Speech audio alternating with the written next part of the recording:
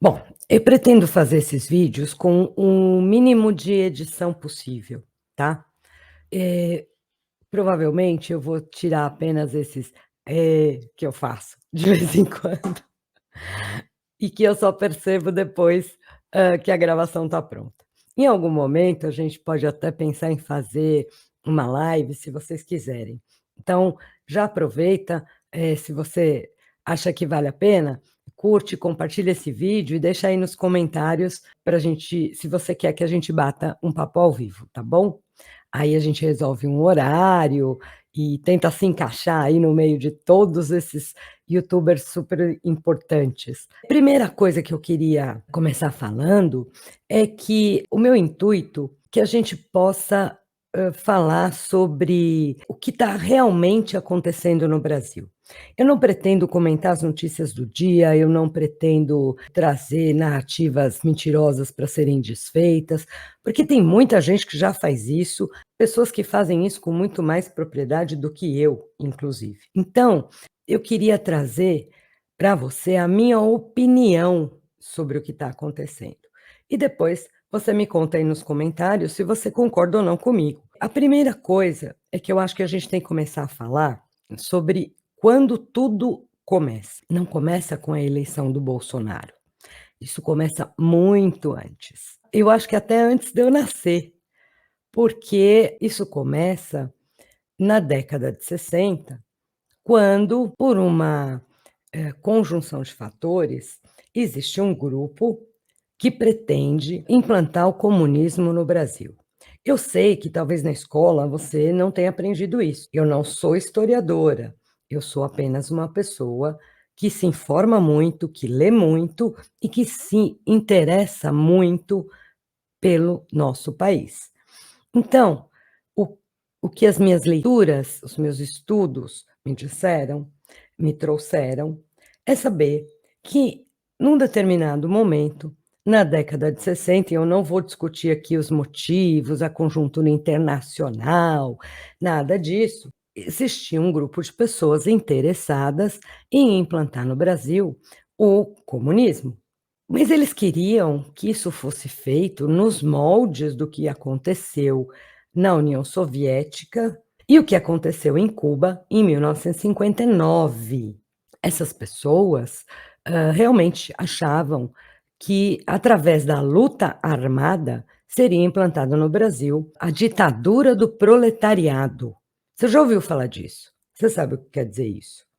Proletariado é aquela massa de pessoas, de trabalhadores assalariados, que, segundo esses teóricos comunistas, produzem para que poucos enriqueçam e para que eles jamais aproveitem do ganho que virá das suas próprias mãos. Hoje, 60 anos depois, a gente sabe exatamente o que aconteceu em Cuba. A gente sabe exatamente que, ao longo do tempo, esses proletariados, perceberam que o fruto do seu trabalho poderia lhes trazer melhores condições de vida, que eles não precisavam de um governo para lhes dizer isso, que eles não precisavam de uma ditadura para que a vida deles fosse melhor.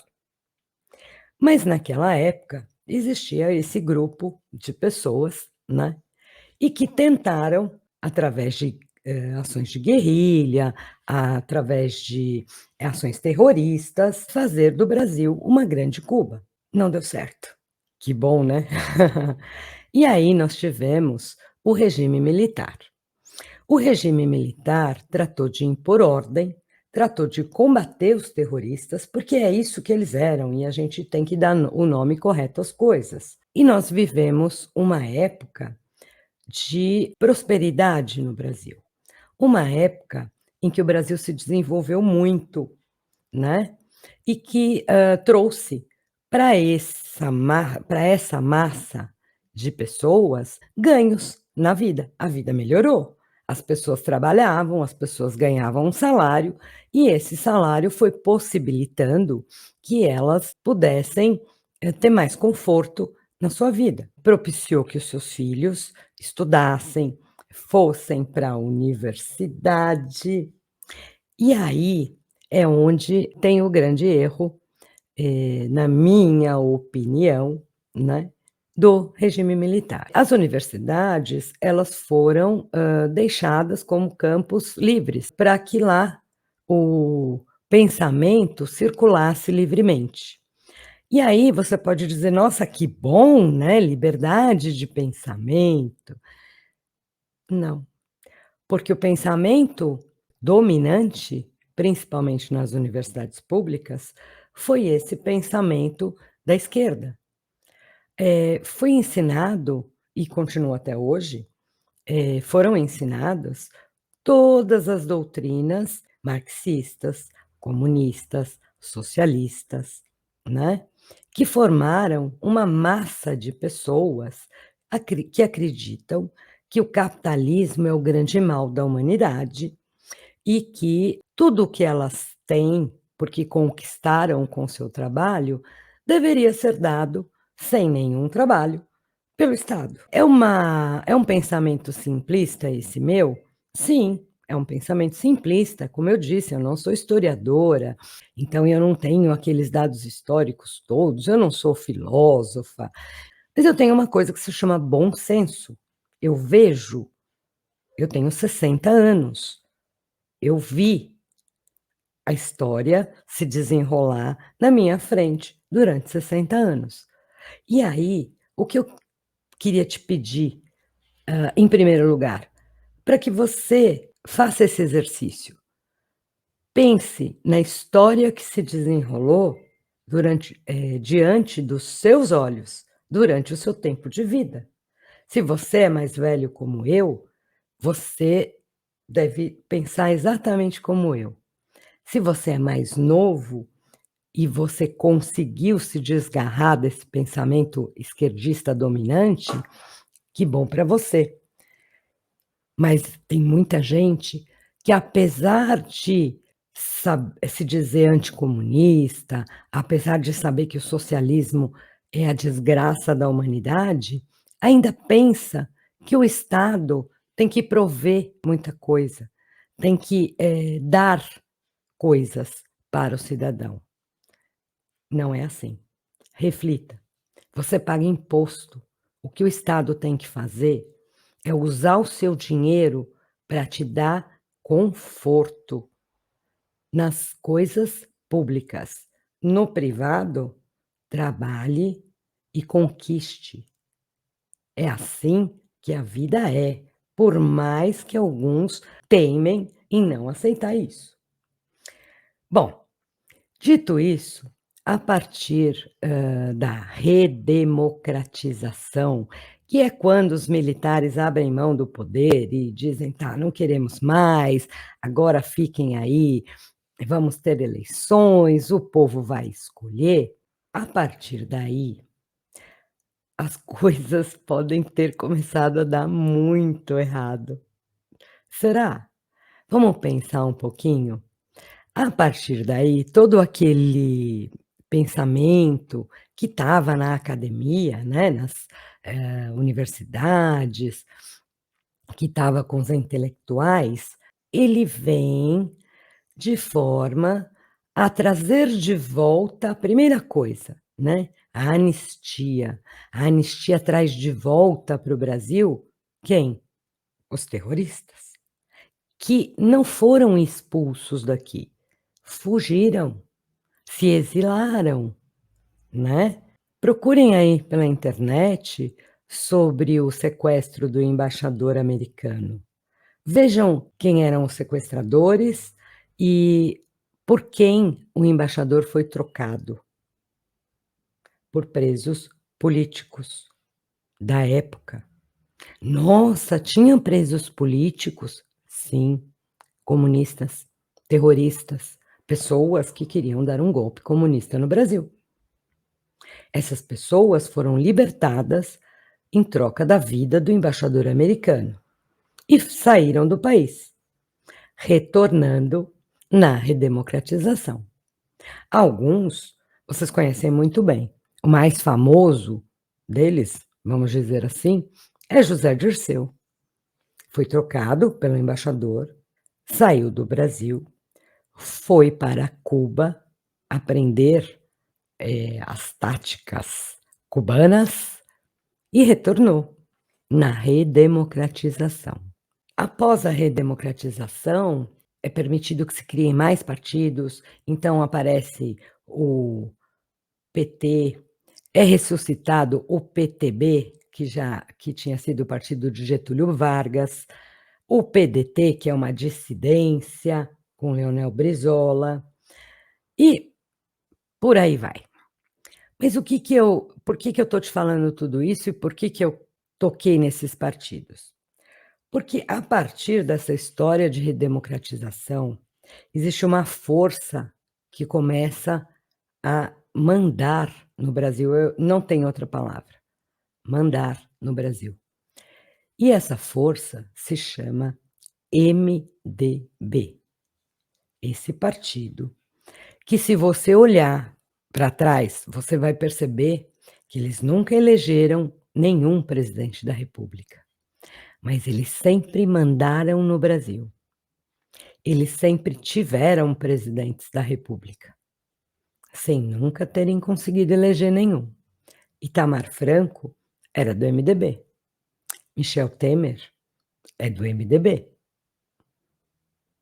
Foram presidentes. Foram eleitos para presidentes. Esse grupo se dividiu em um momento, e aí se criou o PSDB, os tucanos, que a gente hoje sabe que nada mais são do que um PT com segundo grau completo, ensino médio, né, completo e de banho tomado. Nada além disso. Parece preconceito da minha parte falar isso? Não sei. Se fala tanto de um presidente que come frango com farofa com a mão e acham isso um absurdo. Eu não sei comer frango com farofa de garfo e faca, desculpem, não sei. Bom, esse grupo, ele começa a mandar no Brasil desde as primeiras eleições. Sempre, sempre, sempre. Mesmo sem ser o grupo majoritário, sem ser o grupo dos eleitos, esse grupo manda na presidência da república, nos governos estaduais e nas prefeituras. Vai se subdividindo, e é esse grupo que forma o tal centrão. Ele se divide em vários partidinhos. Procure estatutos de alguns partidos. Veja se existe grandes diferenças ideológicas entre eles. Não existe. Não tem. Você vai achar algumas diferenças na extrema esquerda. O PSOL é um partido que se desgarrou do PT para ser extrema esquerda. O PCO é um partido que prega a ditadura do proletariado até hoje e que acha que é preciso haver uma revolução armada para que isso aconteça em 2022, século XXI. Algumas pessoas estão presas nesse conceito de socialismo, de marxismo, mas a grande maioria usa isso apenas como uma desculpa para chegar ao poder. Quando você olha todas aquelas pessoas que se elegeram em 2018 junto com Bolsonaro, e que depois nós descobrimos, alguns com mais surpresa, outros com menos, que não era nada daquilo que diziam, a gente percebe que não existe essa coisa de ideologia. O que existem são pessoas querendo o poder. Se hoje, para chegar ao poder, eles precisam se aliar ao Bolsonaro, é o que eles vão fazer. Se amanhã precisarem se aliar com o descondenado, farão isso sem pestanejar. Então, o que interessa para essas pessoas e para esses grupos? Apenas o poder. Essas pessoas, esses grupos, já derrubaram 2 presidentes da república, Fernando Collor de Mello e Dilma Rousseff. "Ah, mas a Dilma, mas o Collor, mas fez isso, mas era a tal Fiat Elba, eh, a pedalada fiscal". Gente, eles foram derrubados por este mesmo grupo, não se iludam. Nós temos servido apenas como massa de manobra para legitimar o que eles querem. Eram os caras pintadas, na época do Collor, e em 2016, nós, não é? Eu tenho certeza que você também foi para a rua para derrubar o PT. Você falou isso? Lá na Paulista que eu sei, ou aí na sua cidade, não importa, mas nós fizemos isso. Estávamos errados? Claro que não, porque nós também temos que saber aproveitar as oportunidades que nos dão. Em 2016, nos foi dada a oportunidade de tirar o PT. Nos foi dada a oportunidade de parar uma marcha em direção ao socialismo que estava acelerada. Foi nos dada a oportunidade de estancar o roubo institucionalizado. E é óbvio que nós aproveitamos, ou nós somos patriotas. Apesar de que durante uns 30 anos fizeram de tudo para nos convencer de que ser patriota não era legal, né? Você sabe disso. E aí, nós chegamos em 2018, que é quando começa o bug do sistema. Imagina que esse grupo está lá, governando o país, com Michel Temer, prontinho para entregar para um tucano da vida, porque eles já sabiam, obviamente, que o PT não ia conseguir. Eles queriam entregar para um tucano, para um arrumadinho desses da vida, né, um amiguinho deles do centro, qualquer um que desse continuidade ao que estava acontecendo. De repente, apareceu Jair Bolsonaro. Para e pensa quando é que começou tudo contra Jair Bolsonaro. Em 2019, quando ele assumiu, começou em 2018, no dia 6 de setembro, e você sabe o que aconteceu. No dia 6 de setembro, já foi, na verdade, uma atitude desesperada, porque naquele momento eles já sabiam que Jair Bolsonaro ia ser eleito. Eles já sabiam que eles deixariam de mandar no Brasil. E nessa hora, existe um grupo que se alia com outro grupo e que arruma alguém que tem ali uma cabeça meio maluca e que é capaz de tentar fazer o que fez no dia 6 de setembro. Eu não estou acusando ninguém, eu não estou dando nome aos bois, até porque eu acho que esse vídeo vai durar um pouquinho no YouTube. Por quê? Porque meu canal é pequenininho, porque eu ainda consigo passar, despercebida. Então, vou fazer um parêntese aqui. Aproveita e compartilha. Se você acha que eu estou, falando alguma coisa importante, compartilha esse vídeo, porque a gente não sabe até quando ele vai ficar disponível, né. Bom, 2018 falhou, não deu certo, não deu para acontecer o que eles queriam no dia 6 de setembro. Então vamos tentar de novo? Quando? Nas eleições. Vamos fazer o possível para que o Bolsonaro não chegue no segundo turno. E aí vale tudo, vale pesquisa, vale mentira, vale, calúnia, difamação, o que for. Deu certo? Para eles não. E aí, no primeiro turno das eleições, de repente, o Bolsonaro vai ser eleito, quase vai ser eleito no primeiro turno. Aí você olha para o lado, quando você olha para a televisão de novo, não, deu uma falha. Ah, espera, vamos contar aqui de novo. segundo turno, beleza? Bora para o segundo turno, com o poste, Andrade, né. Eu tenho uma amiga, lá no Nordeste que falava: "Andrade, é o Andrade". Pra você ver, né, como ele era uma pessoa extremamente importante e conhecida. Aí vamos lá, no segundo turno, mexe daqui, vira dali, mexe de lá, não deu de novo. Sabe por que que não deu de novo? Porque o número de votos era avassalador. Você tem dúvida? Você tem alguma dúvida? Eu não tenho. Posso provar? Claro que não.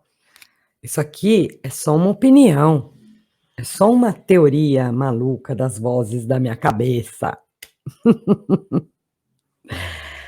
Bolsonaro eleito. Bolsonaro eleito. E agora? Bolsonaro é centrão. Bolsonaro é fácil. A gente compõe daqui, compõe dali, a gente vai mandar nele. E começa o governo. E não tem ministério loteado, e não tem um monte de cargo entregue para qualquer um fazer o que quiser. E agora? O que nós vamos fazer? Bom, você já viu por aí tudo o que aconteceu em 2019, desde o dia 1º de janeiro. Vou nomear o superintendente da PF. Não pode. Medida provisória tal. Tá louco? Vamos fazer a reforma da Previdência. Nem pensar. Você lembra, você viu isso acontecer diante dos nossos olhos. Tudo o que pode ser feito para atrapalhar o governo Bolsonaro é feito desde o dia 1º, desde o primeiro dia de governo. Ah, mas o Sérgio Moro, mas... Gente, nos próximos vídeos eu vou trazer o caso Sérgio Moro, porque eu tenho um outro ângulo para olhar para isso, uma coisa que a gente na época não se apercebeu. E até hoje eu acho que muita gente não entendeu ainda o que deveria ter acontecido em abril de 2020. Mas esse é papo para um outro vídeo. Por enquanto, eu só queria que você refletisse nesses 3 anos de governo, quando foi que alguma medida do governo Jair Bolsonaro foi tomada sem que houvesse representação contra, ação no STF contra, manchetes a rodo nos jornais contra. O governo Jair Bolsonaro, para a grande mídia, ele não melhora nada. Quando muito, despiora. E aí, se não tem nada para reclamar, a gente inventa. A gente inventa porteiro de condomínio, a gente inventa leite condensado, a gente inventa cartão corporativo, a gente inventa tudo. A gente requenta, a gente aumenta a notícia, a gente faz o diabo. Tem alguém que falou isso. Para ganhar a eleição, a gente faz o diabo. E para derrubar o Bolsonaro, eles estão abrindo as portas do inferno. Reflete, pensa, vê o que você acha. Me diz se o que eu tô falando faz algum sentido para você. Deixa aí nos comentários, tá bom? Eu vou gravar esses vídeos, vou colocar aqui no canal de vez em quando, não vou te prometer que vai ser todo dia, toda semana, toda hora. Então, ativa a notificação, porque daí você vai ser avisado quando tiver algum vídeo novo aqui, tá bom? Fiquem com Deus. Até o próximo.